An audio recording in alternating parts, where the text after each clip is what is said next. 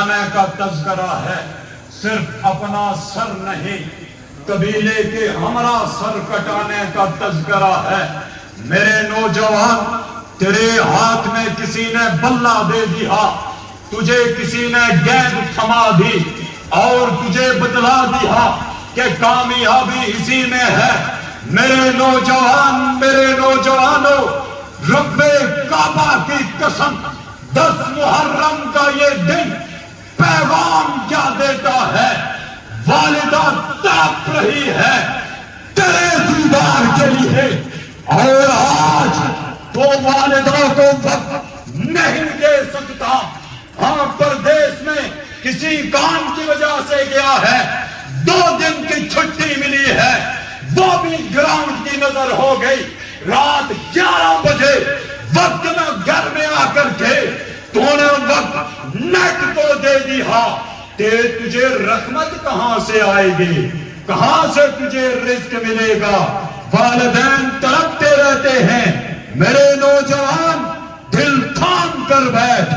یہاں پر علماء قرآن کی روشنی میں پیغمبر علیہ السلام کے بتائے ہوئے فرامین کے مطابق 10 محرم کی اہمیت کو بیان کر رہے ہیں۔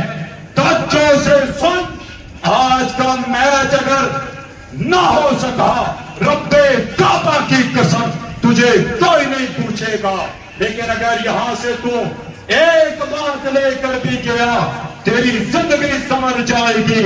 تجھے آج مقبوضہ کشمیر کی مائیں بلا رہی ہیں۔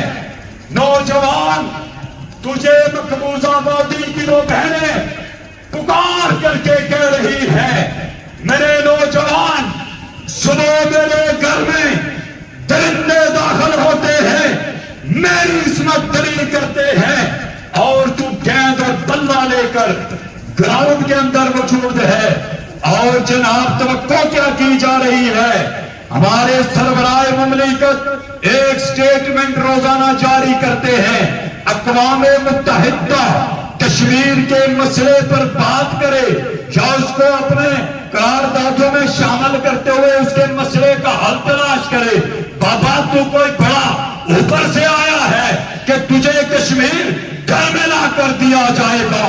نہ، کشمیر حسین رضی اللہ تعالی عنہ کے نقشے قدم پہ چلتے ہوئے، بہن کی پکار پر محمد بن قاسم کے نقشے قدم پہ چلتے ہوئے آگے بڑھنا پڑے گا، تب کشمیر آزاد ہوگا۔ یہاں سٹیٹمنٹیں جاری ہوا کرتی ہیں اور اقتدار پہ برا جمان لوگ روزانہ سٹیٹمنٹس جاری کر کے مجھے مطمئن کر رہے ہوتے ہیں۔ ریاست کا جو بھی ذمہ دار ہے، اقوام متحدہ یہ کرے۔ ہمارے صدر صاحب تقریباً جب سے گورنمنٹ میں آئے اسلام آباد بیٹھے ہوئے، جناب فلاں سفیر سے ملاقات ہو رہی ہے، فلاں سے ملاقات، بات کس پہ ہو رہی ہے جی؟ کشمیر پہ۔ ہاں، تجھے اسلام آباد میں لا کر کشمیر دیں گے، اور ٹھوکر رکھتے ہیں ایسی سیاست پر جو کشمیر کے مسئلے پر ووٹ لے کر کے خود اسلام آباد میں بیٹھے رہے۔ نوجوانوں، آپ کو بیدار ہونے کی ضرورت ہے۔ 10 محرم کا پیغام کیا ہے؟ 10 محرم کو حسین نے سر کیوں کٹایا تھا؟ اور حسین کے نقشے قدم پہ چلتے ہوئے اگر کوئی آج دشمن کے منہ میں اس نے دم کیا ہوا ہے، دشمن کی ناک میں دم کیا ہوا ہے، تو ان کے آپ دست و بازو تو بنیے نا۔ دست و بازو بننا دور کی بات، ان کے لیے دعا تو کیجئے۔ نماز نہیں پڑھتے، دعا کہاں سے کریں گے؟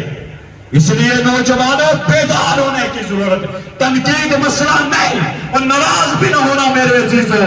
آپ مسجد میں آئے، آپ کو بلا کر کے کوئی جھاڑ پلانا مقصد نہیں ہے۔ مقصد یہ ہے کہ 10 محرم کا پیغام کیا ہے، کہ کیوں منایا جاتا ہے؟ وہ کالے کپڑوں میں گروہ ملبوس ہو کر کے وہ سینہ کوپی کیوں کرتا ہے؟